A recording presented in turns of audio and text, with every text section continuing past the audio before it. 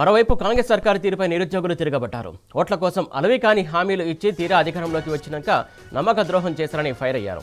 ఈ మేరకు ఖమ్మంలో సర్కారుకు వ్యతిరేకంగా నిరుద్యోగులు భారీ ర్యాలీ నిర్వహించారు. ఈ ఆందోళనకు బీఆర్ఎస్ అండగా నిలిచింది. బీఆర్ఎస్ నేత ఏనుగుల రాకేష్ రెడ్డి నిరుద్యోగులకు సంఘీభావం తెలిపారు.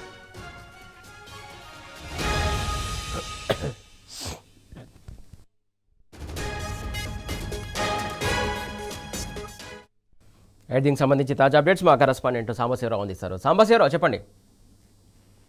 సురేష్, రాష్ట్ర ప్రభుత్వం కాంగ్రెస్ అధికారంలోకి వచ్చిన తర్వాత ఏదైతే చేపట్టినటువంటి నియామకాల ప్రక్రియల విషయంలో నిరుద్యోగులు చాలా తీవ్ర నిరాశ అట్లాగే ఆగ్రహాన్ని వ్యక్తం చేస్తున్నారు. కాంగ్రెస్ ప్రభుత్వం అధికారంలో చేపట్టడానికి ముందు ఇచ్చినటువంటి హామీలు ఎటుపోయినాయి, అధికారం చేపట్టిన తర్వాత ఎందుకు తమను నిర్లక్ష్యం చేస్తున్నారని ప్రశ్నిస్తూ ఖమ్మంలో పెద్ద ఎత్తున నిరుద్యోగులు ఆందోళనకు దిగారు, కదం తొక్కారు.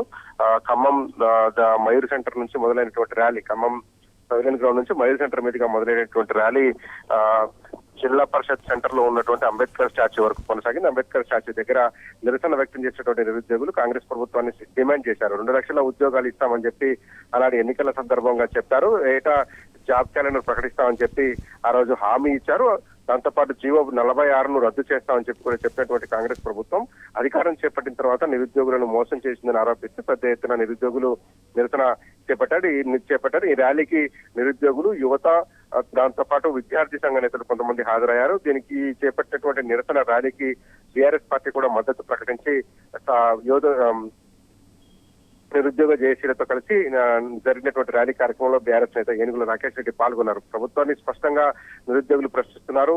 ఏదైతే హామీలు ఎన్నికలకు ముందిచ్చి తమతో ఓట్లు వేయించుకొని గత ప్రభుత్వం మీద అభాండాలు వేసినటువంటి కాంగ్రెస్ నేతలు ఇప్పుడు 21 నెలలు గడిచిన తర్వాత కూడా ఒక్క నోటిఫికేషన్ కూడా వేయకపోవడం, వేసినటువంటి 1-2 నోటిఫికేషన్లు కూడా అవినీతి రాజ్యం వెళ్ళటం, మొత్తం అది లోపభూయిష్టమైనటువంటి విధానంలో ఆ ప్రక్రియ జరిగినట్టుగా హైకోర్టు తప్పుపట్టడం వంటి అంశాలను ప్రస్తావిస్తూ నినాదాలు చేస్తూ ఖమ్మం పురవీధుల్లో నిరసన కార్యక్రమాన్ని కొనసాగించారు. జిల్లా పరిషత్ సెంటర్ లో చేపట్టినటువంటి నిరసన కార్యక్రమంలో విద్యార్థులు స్పష్టంగా ఈ ప్రభుత్వాన్ని డిమాండ్ చేశారు. ఏదైతే ఎన్నికల ముందు ఇచ్చినటువంటి హామీలు ఉన్నాయో, ఏటా జాబ్ క్యాలెండర్ ప్రకటిస్తామని చెప్పారో, అట్లాగే ప్రభుత్వ శాఖలో ఉన్నటువంటి ఖాళీలను గుర్తించి ఎప్పటికప్పుడు యూపీఎస్సీ తరహాలో ఉద్యోగ నియామక ప్రక్రియ చేపడతామని చెప్పినటువంటి కాంగ్రెస్ ప్రభుత్వం ఇప్పుడు ఎందుకు తాత్సారం చేస్తుంది? 21 నెలల కాలంగా ఎందుకు ఉద్యోగాల నోటిఫికేషన్ ఇవ్వడం లేదంటూ ప్రభుత్వాన్ని ప్రశ్నించారు. దాంతో పాటే కేసీఆర్ ఇచ్చినటువంటి ఉద్యోగాలను, ఏదైతే బీఆర్ఎస్ ప్రభుత్వం హయాంలో ఇచ్చినటువంటి నోటిఫికేషన్లు కావచ్చు, అక్కడ అప్పుడు నిర్వహించినటువంటి పరీక్షలకు సంబంధించినటువంటి నియామక పత్రాలు ఇచ్చి వాటిని మేము ఇచ్చామని చెప్పి ఈ ప్రభుత్వ పెద్దలు చెప్పుకుంటున్నారంటూ కూడా నిరుద్యోగులు స్పష్టంగా ఆ విషయాన్ని పెద్ద సంఖ్యలో నిరుద్యోగులు అక్కడ ధర్నా చేస్తున్నారు, నిరసన వ్యక్తం చేస్తున్నారు. కాకపోతే ఒక మంత్రి ఏమో, ఒక సీఎం ఏమో ఆయన హోదాలో ఉండి కూడా అసలు నిరుద్యోగులే లేరు, ఉద్యోగాల నోటిఫికేషన్లు వద్దంటూ వాళ్ళు నిరసన వ్యక్తం చేస్తారు అని చెప్పినటువంటి వ్యాఖ్యలు మనం చూసాం కొంతకాలంగా. మరి ఇప్పుడు వీళ్ళు నిరుద్యోగులు అనుకోవాలి, లేకపోతే ఏమనుకోవాలి? ప్రభుత్వం ఎందుకు ఇలాంటి వ్యాఖ్యలు చేస్తుంది అనుకోవాలి? ఆ విషయాన్ని నిరుద్యోగులు చాలా స్పష్టంగా చెప్పారు. గతంలో కూడా యూరియా కోసం ధర్నా చేస్తున్నటువంటి రైతుల విషయంలో కూడా ప్రభుత్వ పెద్దలు ఈ రకంగానే కామెంట్ చేశారు. ఇవాళ మమ్మల్ని కూడా నిరుద్యోగులు కాదు అంటూ ఈ ప్రభుత్వానికి సంబంధించినటువంటి పెద్దలు, మంత్రులు, అట్లాగే ఎమ్మెల్యేలు కామెంట్ చేస్తున్నారు. నిరుద్యోగులం కాకపోతే రోడ్ల మీదకి ఎందుకు వస్తాం, ఇంత పెద్ద ఎత్తున ఆందోళన ఎందుకు చేస్తాం? ఇప్పటి వరకు నిర్వహించినటువంటి ఒక్క పరీక్షను కూడా కాంగ్రెస్ ప్రభుత్వం సరిగ్గా నిర్వహించలేకపోయింది. కేసీఆర్ ఇచ్చినటువంటి ఉద్యోగాలను తమ ఖాతాలో వేసుకునేందుకు ప్రయత్నం చేస్తున్నటువంటి మంత్రులు తలా ఒక సంఖ్య చెప్తున్నారు. ఒక మంత్రి 30,000 ఉద్యోగాలు ఇచ్చామంటే, మరొక మంత్రి 40,000, 50,000 ఇచ్చామని చెప్తున్నారని చెప్పి, అలాగే పీసీసీ చీఫ్ ఏకంగా 70,000 ఉద్యోగాలు ఇచ్చామని చెప్తే, మరొక మంత్రి 1,00,000 ఉద్యోగాలు ఇచ్చామని చెప్పి ప్రకటించారంటూ కూడా నిరుద్యోగులు ఎద్దేవా చేశారు.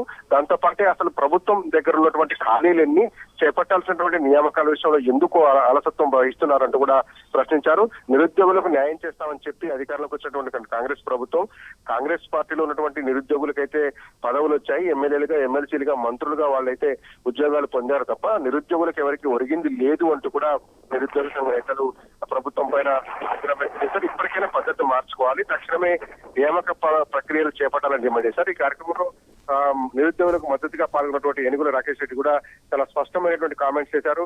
ఓట్ చోరీ జరిగిందని చెప్తున్నటువంటి రాహుల్ గాంధీ, తెలంగాణలో అసలు ఓట్ చోరీ జరిగింది, ఆ ఓట్ చోరీకి పాల్పడ్డది కాంగ్రెస్ పార్టీ అని అంటూ కూడా ఆయన ఆరోపించారు. ఎందుకంటే గత ప్రభుత్వం మీద అబద్ధాలు, అసత్యాన్ని ప్రచారం చేసి మళ్ళీ 2 లక్షల ఉద్యోగాలు ఏడాదిలోపు ఇస్తామని చెప్పినటువంటి కాంగ్రెస్ ప్రభుత్వం దాదాపు 1 కోటి మంది నిరుద్యోగుల యొక్క ఆశలను ఆసరాగా చేసుకుని వాళ్ళ ఓట్లు చోరీ చేసిందంటూ కూడా ఆయన కామెంట్ చేశారు. దాంతో పాటు తక్షణమే ఈ ప్రభుత్వం నిరుద్యోగులకు ఇచ్చినటువంటి హామీలను అమలు చేయాలని డిమాండ్ చేశారు. ఇంత పెద్ద ఎత్తున నిరుద్యోగులు ఆందోళన చేస్తుంటే, నిరుద్యోగుల కోసం ఒక పక్కన నిరసనలు అట్లాగే నిరాహార దీక్షలు కొనసాగుతుంటే, మరో పక్క కోర్టు కూడా కాంగ్రెస్ ప్రభుత్వం చేపట్టినటువంటి నియామక ప్రక్రియలు లోపభూయిష్టంగా ఉందని చెప్పి మొట్టకాయలు ఇస్తున్నటువంటి నేపథ్యంలో వాటిని సరిచేసుకోవాల్సినటువంటి ప్రభుత్వం సరిచేసుకోకపోగా ధర్నాలు ఆందోళన చేస్తున్నటువంటి నిరుద్యోగుల మీద అభాస్పాలు చేస్తున్నారు, అభాండాలు వేస్తున్నారు. వాళ్ళు నిరుద్యోగులే కాదు అంటూ చేస్తున్నటువంటి కామెంట్స్ పట్ల కూడా బీఆర్ఎస్ పార్టీ తీవ్ర ఆగ్రహం వ్యక్తం చేసింది. ప్రభుత్వం చేపట్టాల్సినటువంటి నియామకాలను చేపట్టకుండా ఆందోళన చేస్తున్నటువంటి విద్యార్థులను నిర్వీర్యం చేసే విధంగా, లేదంటే వాళ్ళు బాధపడే విధంగా వాళ్ళ మీద చేస్తున్నటువంటి కామెంట్స్ పట్ల కూడా బీఆర్ఎస్ పార్టీ తీవ్ర నిరసన వ్యక్తం చేసింది. ఇది మంచి పద్ధతి కాదు, ప్రభుత్వం ఉద్యోగాల నియామక ప్రక్రియ చేపట్టాలంటూ డిమాండ్ చేసింది. Suresh, thank you Sambasivarao.